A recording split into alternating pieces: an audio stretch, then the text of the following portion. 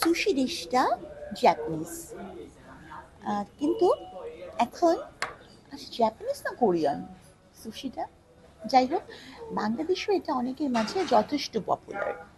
আমি তো সুশি লাভার, আমার কাছে সুশি অনেক ভাল লাগে। তো ইদানিং বেশ কিছু ভালো ভালো রেস্টুরেন্টে সুশি পাওয়া যায়। আমার কাছে এই সুশি গো একটা ফেভারিট রেস্টুরেন্ট।